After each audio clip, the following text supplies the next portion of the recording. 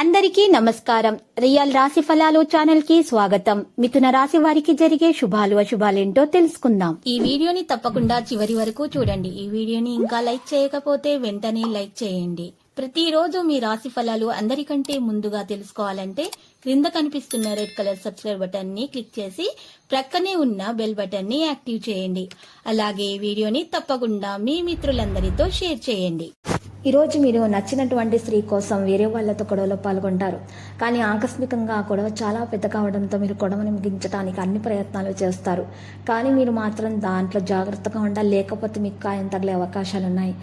మీరు శక్తివంతంగా మీరు కనిపిస్తారు, కానీ మీలో శక్తి కొద్దిగానే ఉంది. కాబట్టి మీరు అన్ని విషయాలలో మీ జోక్యాన్ని మీరు ఈరోజు నివారించాలి. ఆగిపోయినటువంటి విషయాలలో మీరు ఈరోజు తలదూర్చకండి. అవగాహనతో ఇంటి పనులు తీర్చడానికి ప్రయత్నం చేయండి. సమస్యలతో సులభంగా మీరు పరిష్కరించగలుగుతారు.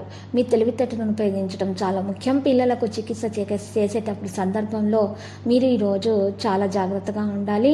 ఈరోజు మీరు చూసినట్లయితే వ్యాపారంలో నిర్ణయాలు సరైనవిగా మీకు ఈరోజు కనిపిస్తాయి. రాజకీయ మరియు ముఖ్యమైన వ్యక్తులు తమ వ్యాపారంలో మరి ఈరోజు తమ యొక్క తెలివితేటలను ఉపయోగించాలి. సమయంలో ఎక్కడైనా పెద్ద మొత్తాన్ని పెట్టుబడి పెట్టడం సముచితం కాదు. ప్రభుత్వ ఉద్యోగాలు ఉత్తమ మరియు అద్భుతమైన పనితీరు నుండి ప్రయోజనం అనేది పొందడం జరుగుతుంది. మరి ఇంటి వాతావరణాన్ని ఆహ్లాదకరంగా ఉంచడం ద్వారా మేలు కలుగుతుంది. ప్రేమ వ్యవహారాలు సంతోషంగా ఉంటాయి. ప్రాణాయామం చేయడం ద్వారా మరి ఈరోజు ప్రకృతిలో సమయం గడపడం ద్వారా మనశ్శాంతి కలుగుతుంది. మనోవేదన దూరం అయిపోతుంది. సరైన నిద్ర మీకు లభిస్తుంది. మీరు కొత్త షాపింగ్ కోసం కూడా ఆలోచనలో ఉంటారు.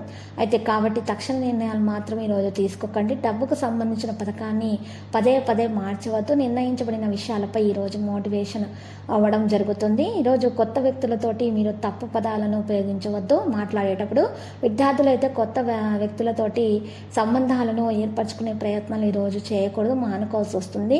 కొంత సమయము వేచి ఉండాలి. లక్కీ సంఖ్య 38. లక్కీ కలర్ లోహ. పరిహారంలో వెంకటేశ్వర స్వామి ఆలయ దర్శనం చేయటం మరియు అక్కడ ఉన్నటువంటి పేద బ్రాహ్మణులకు మరి బట్టలను దానం చేయట, అన్నదానము చేయట, నవధాన్యాలను దానం చేయటం ద్వారా మీకున్నటువంటి దోషాలు పరిహారం అయిపోతాయి. అంతా శుభప్రదంగా ఉంటుంది.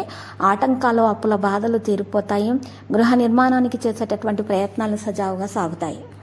ప్రతిరోజు ఈ విధంగా రాశి ఫలాలు తెలుసుకోవడానికి వీడియోని తప్పకుండా లైక్ చేయండి. క్రింద కనిపిస్తున్న రెడ్ కలర్ సబ్స్క్రైబ్ బటన్ ని తప్పకుండా క్లిక్ చేయండి. లైక్ మరియు సబ్స్క్రైబ్ చేసిన వారికి ఈ రోజు ఏదో ఒక శుభవార్త వినాలని నేను దేవుణ్ణి ప్రార్థిస్తున్నాను. Thank you for watching this video.